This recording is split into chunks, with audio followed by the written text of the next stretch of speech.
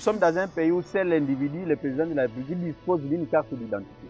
Toutes les autres personnes-là, leur carte est passée, tout ça, on ne sait pas où sommes-nous. Depuis qu'on avait la seule opération de carte d'identité, est-ce que nous sommes vraiment un pays avec des dirigeants responsables, sérieux? Parce qu'on ne peut pas comprendre dans un pays où la population est pauvre, la population souffre sérieusement.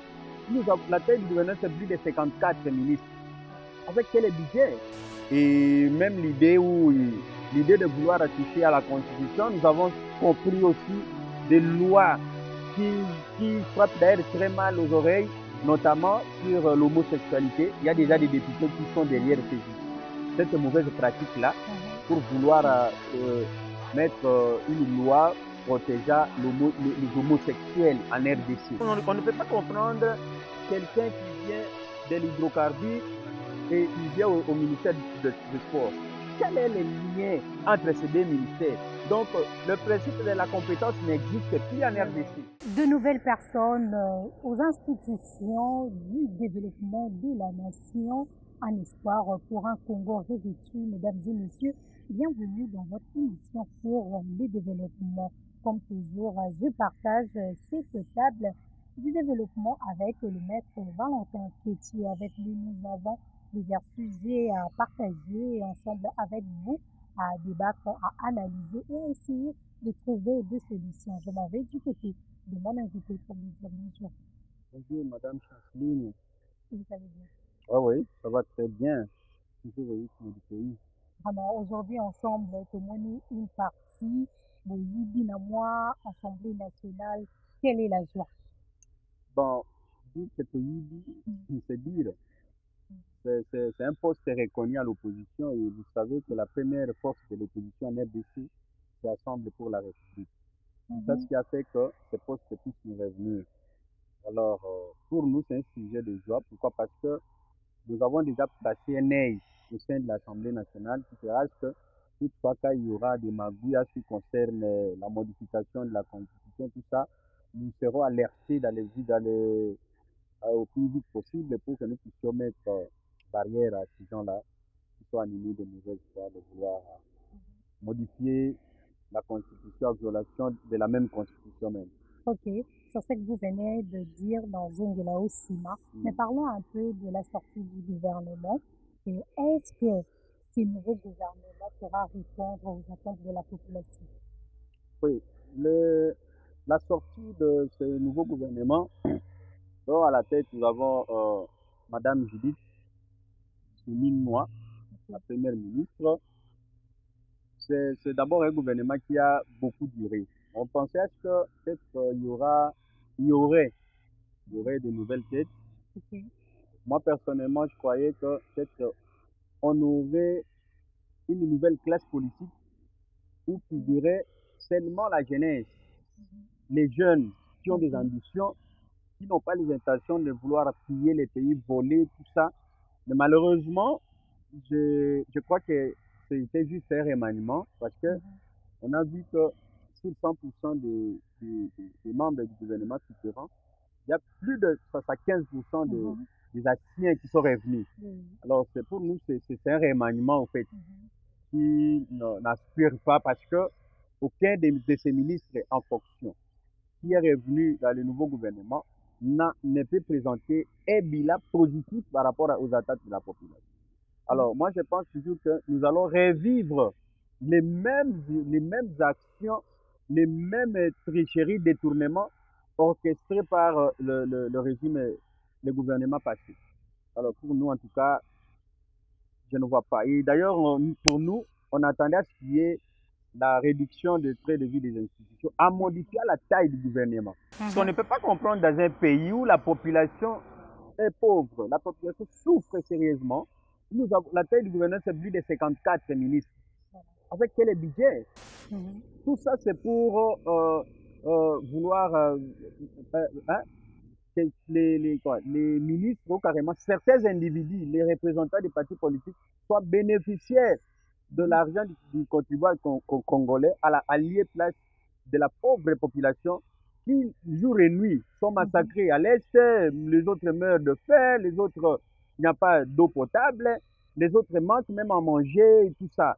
Il n'y a même pas de courant, pas de route, et vous allez toujours voir des ministres dont le salaire s'élève même à plus que même 100 fois plus que même le salaire d'un enseignant. Ce Voilà. qui n'arrange pas. Est-ce que nous pouvons dire que vraiment ce gouvernement répondra à l'attente ou à l'aspiration de ce que le peuple attend Mhm. prochainement?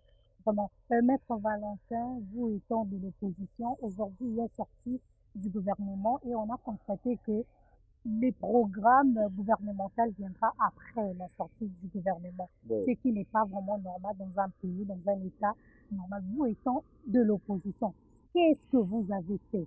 Vous avez accepté simplement et tout Tambola Karaboye, vous n'avez pas réagi. C'est ça que vous appelez opposition. Bon, au fait, il y a d'abord, il y a ceci. Après la sortie du gouvernement, d'habitude, Madame la Première ministre aura son programme. Lors de l'investiture à l'Assemblée nationale, Nestor Akoya se présentait en haut Mhm. pour que na bisika oyo peut-être kozala na mwa nyamu nyamu Mhm. ba oyo bazo représenter population to peuple na Assemblée nationale bayeba na kobongisa mpona koadopte programme wana oyo ekozala euh, mise en exécution. Ok. Mm. Alors, vous avez tantôt parlé ici aussi, il y a problème aux populations déjà pour vivre le courant et autres. Vous avez cité plusieurs choses là. Mais le président définitif de l'Assemblée nationale, il a déjà commencé son travail, M. Vital Kamerhe, il a déjà commencé son travail très, quelques jours passés ici, à rencontrer qui, bah, Jean et Asnel, le directeur et autres, pour la là mpona babongisa côté wana. N'est-ce pas ça, une voie déjà du développement, du changement de notre pays? Mais non.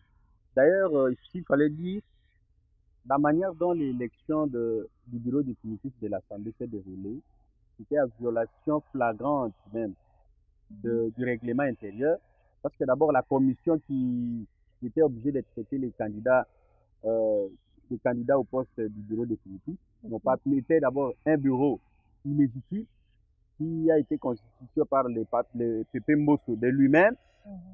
et ils ont eu à élaguer d'abord le candidat qui était à la présidence de l'Assemblée nationale pour ne laisser que le président Vital Kamerhe. Moi, je pense que non, s'il fallait parler vraiment des élections au niveau de l'Assemblée, nous ne pouvons compter que l'unique candidat de l'opposition représenté par Assemble pour la République. Pour le reste, là, il n'y a pas c'était juste une opposition à violation du règlement intérieur de, de l'Assemblée nationale. Alors, dans tout ça, qui commence mal, finit mal. Ok. Le début caractérise la fin.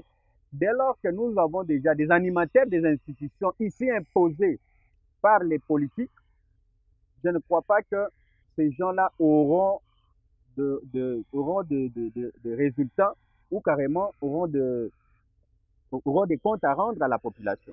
Ils auront néanmoins des comptes à rendre à ces gens-là qui leur avaient imposé ou carrément leur avaient placé là pour leurs propres intérêts. Alors, Mhm. dans tout ça, nous, ce que nous voyons, en tout cas, je ne crois pas qu'il y aura quelque chose de bon. Et même l'idée de vouloir toucher à la Constitution, nous avons compris aussi des lois qui frappent d'ailleurs très mal aux oreilles, notamment sur l'homosexualité. Il y a déjà des Mhm. députés qui sont derrière Mhm. cette mauvaise pratique-là Mhm. pour vouloir mettre une loi protégeant les homosexuels en Mhm. RDC. Tout Mhm. ça, nous allons alerter l'opinion. Et je crois que même le ministre de la Justice est alerté pour mpona kotelemela motu nyonso ya kozala na makanisi wana ya baimpérialiste oyo bauti na diaspora, notamment la France et les États-Unis, mpona Mhm. koimpose biso bapratique oyo eza contre la Bible et contre même la vie humaine. Ok. Tout justement en parlant de cette pratique-là, de l'homosexualité et tout, le ministre de la Justice, aussitôt nommé, il prévoit déjà quelque chose concernant cette chose-là. Donc, là, on peut quand même dire que du côté de la justice, on peut dire bravo, ok, ça va marcher, parce que vous venez quand même de le dire, mais. Bon, vous savez une chose, on dit souvent la justice, elle est malade. Oui. Mais la question qu'on doit se poser, quand est-ce que la justice, elle est malade? La justice est malade si et seulement si nous avons une mauvaise politique de gouvernance. C'est la politique, c'est les politiques qui rendent la justice malade. Pourquoi? Vous savez, Constant Moutamba, c'est quelqu'un que je connais mieux. C'est un homme, c'est un jeune courageux. En tout cas, je lui apprécie. Je peux dire que non, il est en train d'atteindre ses rêves. Aujourd'hui, ministre de la Justice, il peut avoir, il peut avoir des ambitions pour quand même recadrer certaines choses. Mais quant aux politiciens, qu'est-ce que vous allez dire? En face d'un ministre, d'un conseiller proche de Fatih, quand on arrête quelqu'un, quand il fallait ceci, quand il fallait... Tout ça, c'est ça ce qui gêne les pays. C'est ça les politiciens qui rendent, qui font à ce que la justice soit malade. Alors, ce jeune garçon qui a commencé son aventure, je crois que on doit lui laisser le temps de travailler pour nous donner un bon résultat. Nous aspirons à ce que le ministère de la Justice puisse prendre un élan, un autre élan par rapport au gouvernement passé. Et avec Constant Moutamba, nous aspirons qu'il y aura, l'impunité n'existera plus. Et ceux qui pensent que non, moto akoki kokangama te soki asali mbeba fasi aza ndeko ya kingai. En tout cas, cette fois-ci, nous voulons voir vraiment la force de la loi. Ce qu'on dit, la force reste à la loi. Soki osali mbeba oke prison, soki oyibi oke prison, soki osali boye oke prison. Mais totika batrafic d'influence du genre moto alingi asala mosala na ye yo osala boye tika babiloko wana batiaki yo wana te mpona koya kosimpose na bakonzi wana nde ebebisaka mosala. Vraiment, ça fait plaisir d'entendre que vous avez encouragé le ministre de la Justice nouvellement nommé, M. Constant Moutamba, parce que je sais que depuis longtemps, depuis toujours, il a été le mal à la tête de l'ensemble. Parce qu'il est là toujours. Il a roté le mélabine dans mon camp pour ça, la caméra, vous avez encouragé. C'est comme je vous l'avais dit l'autre fois à l'émission précédente, nous faisons une politique républicaine. Ok. Et de la même façon, nous faisons une opposition républicaine. Constant Moutamba, c'est un jeune courageux. C'est comme ça, il faut toujours oser. Il est en train de faire ses aventures. Et aujourd'hui, son aventure a quand même produit de bons fruits. Aujourd'hui, les chefs de l'État ont placé la confiance à lui parce que même la nomination de ces ministres-là, la première ministre n'a pas respecté certains principes, notamment la représentativité des provinces. Il y a certaines provinces qui ne sont pas représentées, notamment au Sankuru, là, chez moi, chez Lumumba, les Maniema et d'autres, il y en a tant d'autres. Or, la géopolitique aussi compte. Donc, certaines provinces ne sont pas représentées. Comment pourrions-nous parler d'un État démocratique ou un État de droit? Non.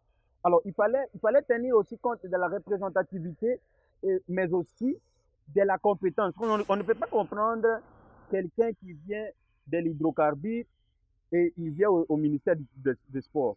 Quel est le lien entre ces deux ministères? Donc, le principe de la compétence n'existe plus en RDC. On peut prendre un juriste pour opérer un malade parce qu'il est peut-être ministre de la Santé. Non, ça ne peut pas se faire.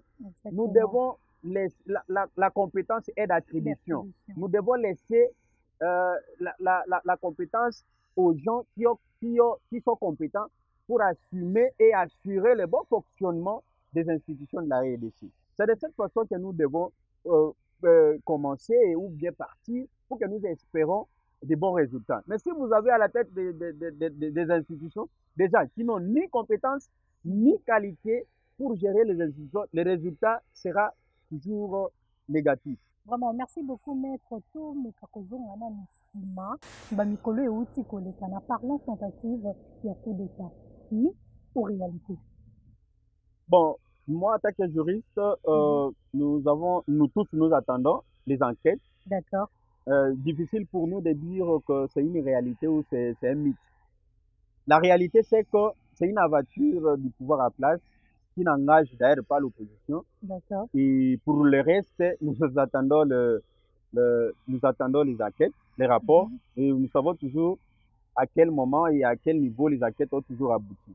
Mais la réalité, c'est que ça n'engage ni la population, ni nous qui sommes de l'opposition, ça n'engage que même parce qu'il y a d'abord un conflit d'intérêts au sein de l'Union sacrée, au sein du pouvoir à place. Mais, Les autres ont toujours tendance de toujours se retrouver. Mais les autres ont toujours tendance de caler les autres toujours pour les intérêts. Je ne vois pas nulle part où 2 ou 3 membres de l'Union sacrée se réunir pour dire comment nous pouvons réhabiliter la route ici, ou carrément comment nous pouvons faire pour qu'il y ait d'eau potable à la portée de tous. Mais toujours il y a alors des réunions pour les individus, qui doit être ici, qui doit faire ceci, qui doit faire cela. Tout ça, c'est à leurs intérêts. Est-ce que nous allons toujours, tobanda kotalela kaka bato wana, on dirait que kotika accompagner bango? Non, non. mais Maître Valentin, oui, que depuis coup d'État, il est canaki, tentative de coup d'État, il est canaki, cela a un peu modifié la vie quotidienne de la population. Aujourd'hui, dans certains coins, nous avons laissé se répartir. Mais vous, l'opposition, vous êtes là pour que ceux qui ont komoko, eza kotambola mala monté, la majorité, bino il faut qu'on là. Et au lobby qu'ils a manœuvre, il y a majorité, il y a le pouvoir en place. Mais vous êtes salami. Parce que si on regarde bien le règle et tout, comment Bamarambango Salami, moi je ne dirais pas qu'on peut parler vraiment d'un coup d'État. Et vous, la bango, vous il a un résultat.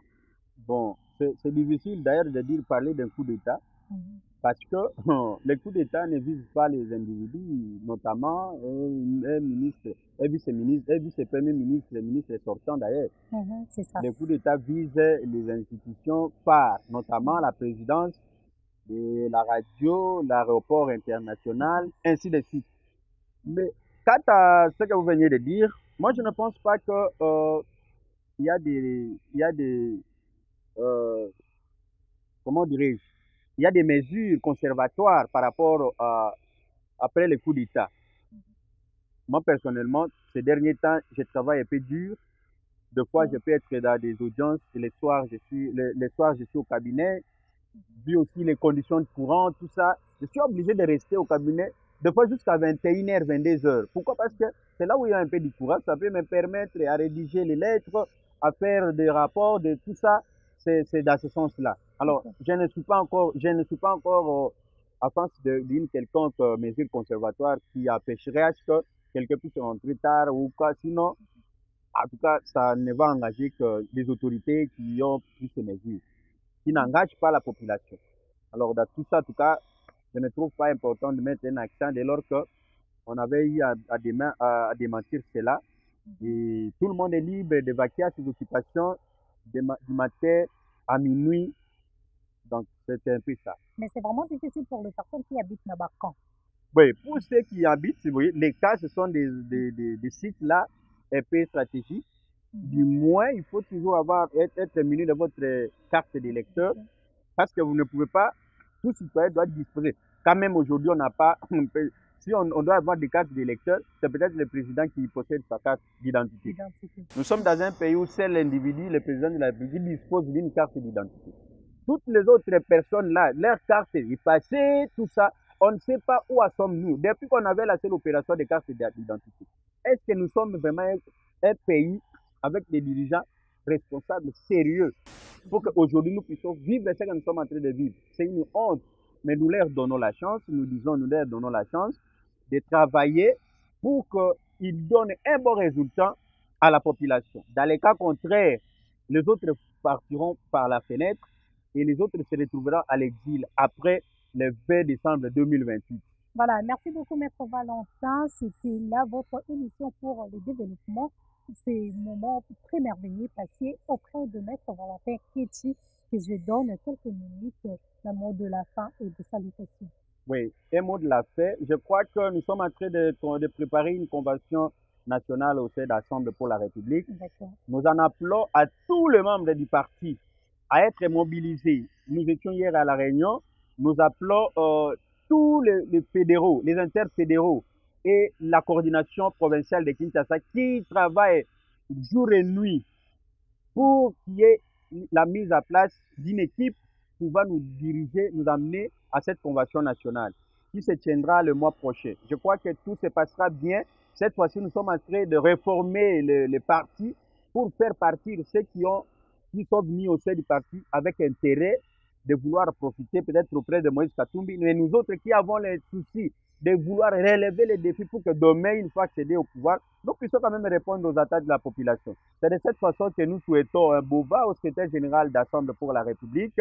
Je salue également tous les cabinets Wembolois, ainsi que tous les clients, en passant par Madame Magui Ongenda et Madame Esther Ongemba. Pour la suite, je dirais merci pour cette émission. Merci beaucoup, Maître Valentin, fidèle abonné de Nissab Télévision. Nous voici à la fin de cette émission. Nous vous disons bye et à la prochaine. Sinon, nous remercions cette équipe technique que je vois comme ça, Gédéon Mathieu, qui est toujours là pour nous aider à voir ces images. On vous dit bye et à la prochaine.